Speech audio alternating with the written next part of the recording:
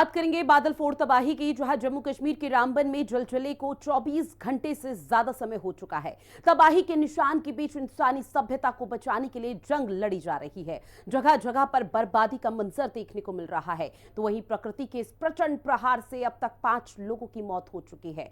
तस्वीरें ऐसी कि जान हलक में अटक जाए और तबाही ऐसी कि जिंदगी ऊपर वाले से खुद पनाह मांगे।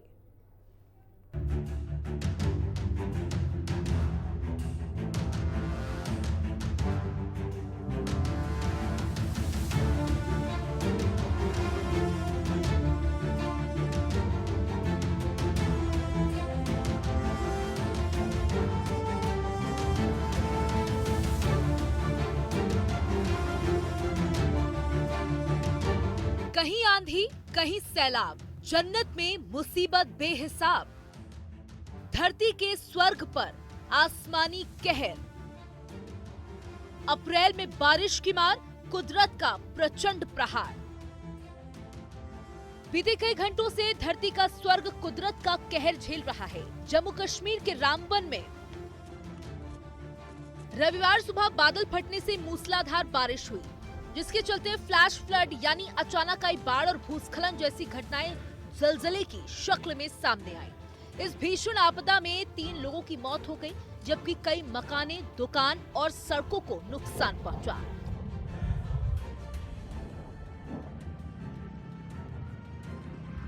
उसकी वजह से फ्लैश फ्लड जो है वो हमारे पास आ गए, उसकी वजह से लैंडस्लाइड बहुत ज़्यादा आ गए, उसकी वजह से डिफरेंट एरियाज़ जो नदी नाले छोटे थे वहाँ से बहुत ज़्यादा डेब्रिस जो है वो आके रुक गया, नेशनल हाईवे में रुक गया, मेन टाउन में रुक गया और उसकी वजह से जो है वो पूरा नेशनल हाईवे हमारा क्लोज़ हो गया। और जितनी भी बीच में बची हुई जो गाड़ियाँ थी कुछ जो है वो मलबे के नीचे आ गई, लेकिन फॉर्चुनेटली कोई भी ह्यूमन लाइफ का नुकसान उस रोड के उसमें नहीं हुआ। बाकी कुछ प्राइवेट गाड़ियाँ थी, जैसे लोग पार्क करके जाते हैं तो वो गाड़ियाँ भी जो हैं वो मलबे के नीचे आई है। एक जो हमने रफ सा एस्टीमेट लगाया तो उसमें लगभग 150 के करीब टोटल गाड़ियाँ जो हैं वो उसमें आई हैं। कुछ प्राइवेट भी हैं, कुछ कमर्शियल भी हैं, कुछ उसमें बड़ी गाड़ियाँ भी हैं। और उसी के साथ साथ जो है वो रामबन, अगर हम टाउन की मेन की बात करें तो यहाँ पे फ्लैश फ्लड आने की वजह से जो है वो 3 जगहों पे आ गया। एक तो हमारे 3 तरफ से नाला जो है वो बीच में से बहता है रामबन टाउन के, तो तीनों में जो है वो बहुत भारी जो है वो फ्लड आया।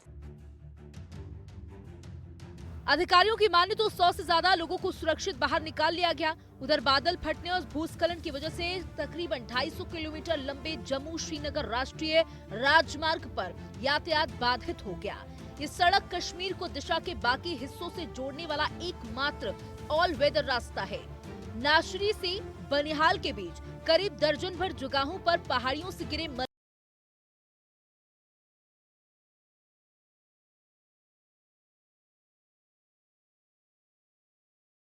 से आज ये हाल हो रही है तो अब पैदल जाना पड़ रहा है यहाँ से। तो आप कहाँ से आए हैं? हम आए अमन कड़मा से।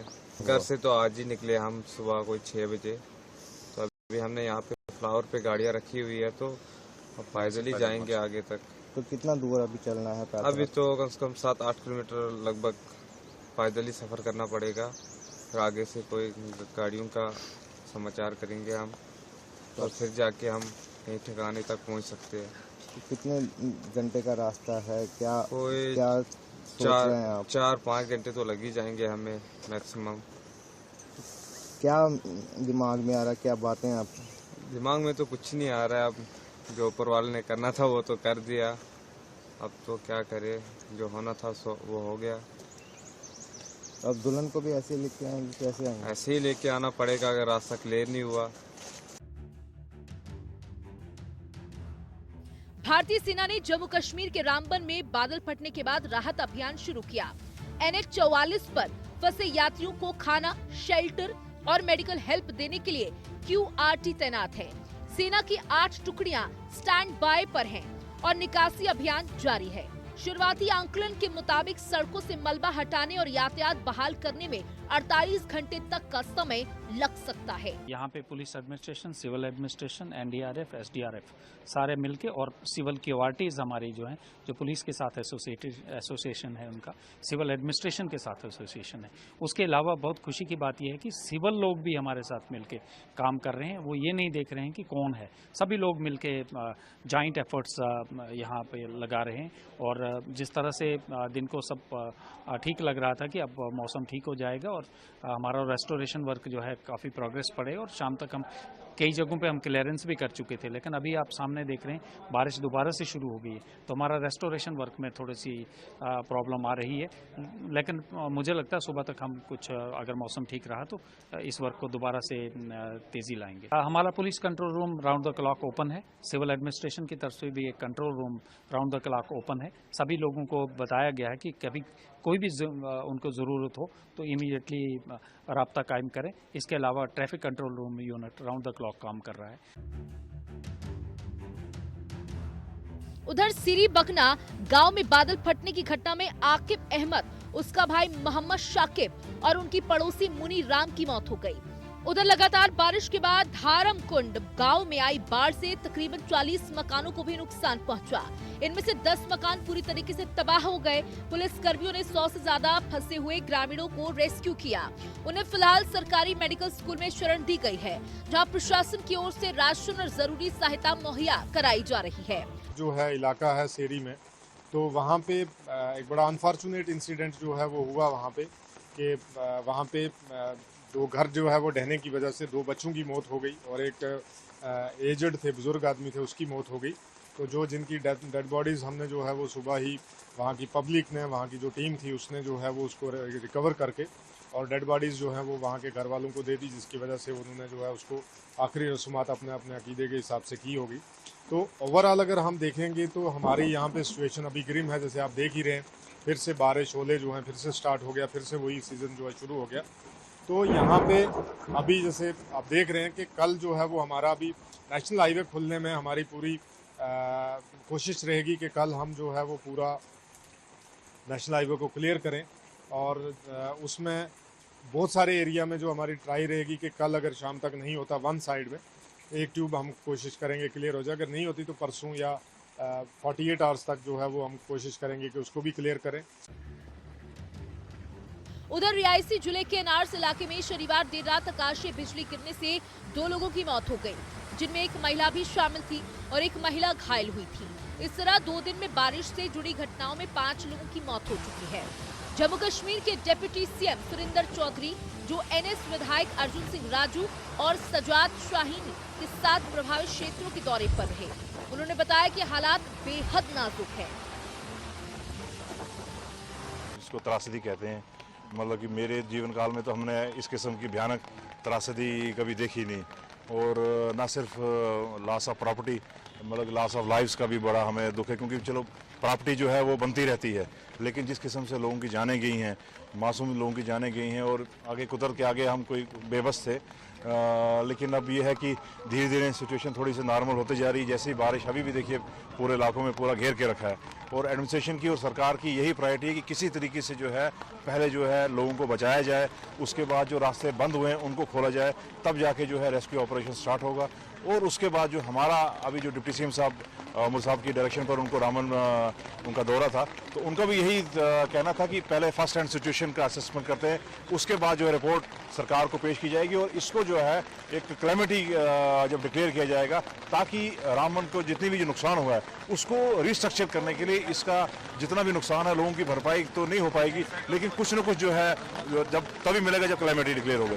इसी के साथ रामबन के उपायुक्त बसीर उल हक चौधरी ने बताया कि रेस्क्यू ऑपरेशन युद्ध स्तर पर जारी है और सभी सरकारी एजेंसियां, पुलिस, एसडीआरएफ, सेना, एनजीओ और स्थानीय स्वयं सेवक मिलकर राहत कार्यों में लगे हुए हैं। जो ओवरऑल हमारी टीम है वो ग्राउंड पे हमारी पूरी डिस्ट्रिक्ट एडमिनिस्ट्रेशन की टीम है, जिसमें मैं हूँ, हमारे एसएसपी साहब हैं, नेशनल हाईवे के एसएसपी हैं, यहाँ हमारे एडिशनल डिप्टी कमिश्नर हैं, या जितनी भी हमारी टीम है, जो डिस्ट्रिक्ट डिजास्टर मैनेजमेंट की टीम पूरी होती है, जो प्रॉपर वे में जो है वो एक्टिवेट हम करते हैं और उसके बाद जो है वो काम करती है ऐसे डिज़ास्टर में। और आपके माध्यम से एक मेरी लोगों तक भी ये अपील है कि आप जो है वेंचर आउट ना करें, जिस किस्म की बारिश है अपने आप को सेफ लोकेशन पे महफूज कर लें, और अगर कहीं ऐसा कुछ होता है तो हमारी हेल्पलाइन जो है वो 24/7 चलती है, उस पर रब्ता करें सो दैट कि हम आपको टाइमली जो है वो सहायता या जो सर्विसेज जो है या रेस्क्यू ऑपरेशन पहुंचा सकें। उधर केंद्र सरकार के मंत्री जितेंद्र सिंह ने रामबन प्रशासन की फौरन एक्शन की सराहना की और कहा कि जरूरत पड़ने पर सांसद निधि से भी मदद दी जाएगी। साथ ही नेशनल कॉन्फ्रेंस नेता फारूक अब्दुल्ला ने कहा कि रामबन और बनिहाल में बड़े पैमाने पर नुकसान हुआ और केंद्र से राहत के लिए सहयोग की मांग की जाएगी ताकि जन्नत फिर से खुशहाल हो सके। हिंदी खबर की स्पेशल रिपोर्ट। वहीं देखिए, कई तरह के रिएक्शन इस पूरे मामले से जुड़े हुए सामने आ रहे हैं। सियासत भी जोरों पर हो रही है। तो अब इसी के साथ जम्मू कश्मीर के पूर्व मंत्री हैं फारूक अब्दुल्ला, जिनकी तरफ से सवाल भी उठाए गए और रेलवे का हवाला देकर इस पूरे मामले पर राज्य सरकार को घेरने की कोशिश की गई। अगर आज ट्रेन होती तो लोग बच सकते थे, ट्रेन से जा सकते, और अफसोस मौसम इतना खराब था, वज़ीर आज़म आ नहीं सके। मुगल रोड है, उसमें भी इतना बोझ बढ़ गया है कि लोगों को अब सुंदरबनी में रोक रहे हैं और फिर उनको छोड़ रहे हैं जब तक ये जम्मू कश्मीर में इतनी बुरी हालत है। एक सड़क होने से हमारा तबाही का रास्ता, ये जो नई टनलें बनाने वाले थे, खासकर डोडा से जो वो एक नई टनल खोलनी थी वहाँ, उसका काम जल्दी होना चाहिए, क्योंकि एक ही नेशनल हाईवे ये कर नहीं सकता। और बहुत जरूरी है कि मुगल रोड के अंदर टनल बनाई जाए, कि हमें कई ऑल्टरनेटिव रोड्स चाहिए जो हमें वतन के साथ जोड़ सके। ऐसे जिले, कई ऐसे इलाके और क्षेत्र हैं जहां पर पूरी तरह से तबाही का मंजर देखने को मिल रहा है। और इसीलिए तो कहा जा रहा है कि जिस तरह से मौसम ने एकदम से करवट बदली, तो ऐसे में नदियां उफान पर आ गई, आंधी और सैलाब देखने को मिला, जिसमें अब तक 5 लोगों की दर्दनाक मौत हो चुकी है। हालांकि प्रकृति का ये रौद्र रूप जब सामने आया तो उसके बाद से कई लोगों का रेस्क्यू किया गया। मौके पर जो प्रशासनिक अमला है, एनडीआरएफ, एसडीआरएफ की टीम पूरी तरह से तैनात है। राज्य सरकार की तरफ से स्टेटमेंट सामने लगातार आ रहे हैं। उनका कहना कि जल्द ही स्थिति पर काबू पाने की कोशिश होगी, लेकिन प्रकृति के आगे हर किसी को झुकना पड़ता है। ये उसका एक बहुत बड़ा और जीता जागता उदाहरण है, क्योंकि जम्मू कश्मीर में लंबे समय से विकास कार्य चल रहे थे और ऐसे में जम्मू कश्मीर पहाड़ी राज्य है और जहां पर ये आपदा आई है, जहां पर ये तबाही का मंजर देखने को मिल रहा है, वो पहले से ही संवेदनशील इलाके घोषित कर दिए गए थे। उसके बावजूद भी इस तरह की तस्वीरें सामने आना निश्चित तौर पर सवाल खड़े करती है, चाहे वो राज्य सरकार हो या केंद्र सरकार, क्योंकि केंद्र सरकार की तरफ से भी हाल फिलहाल में न सिर्फ टनल बल्कि कई एक्सप्रेसवे और हाईवे की बड़ी सौगात जम्मू कश्मीर वासियों को दी गई थी। लेकिन अब इस तरह का रौद्र रूप प्रकृति का देखने को मिल रहा है, जिसके बाद से लोग अब डरे सहमे हैं। जी, हम लोग बिहार से आ रहे थे, इधर बनिहाल में 24 घंटा से रुके हुए, रास्ता पूरा बंद है, कई गो मकान गिर गया है और वो गाड़ी वाड़ी भी नीचे दब गया है, पहाड़ पशु आया है और हम लोग जा रहे हैं श्रीनगर।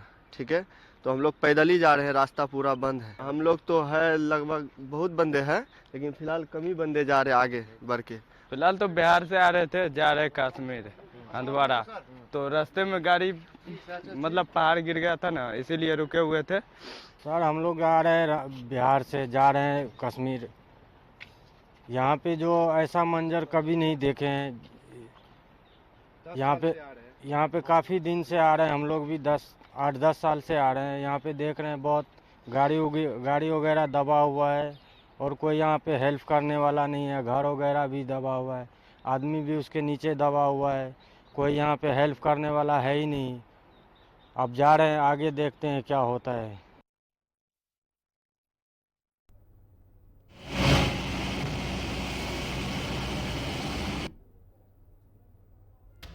और चलिए, बुलेटिन में इतना ही। आप बने रहिएगा हिंदी खबर के साथ। नमस्कार।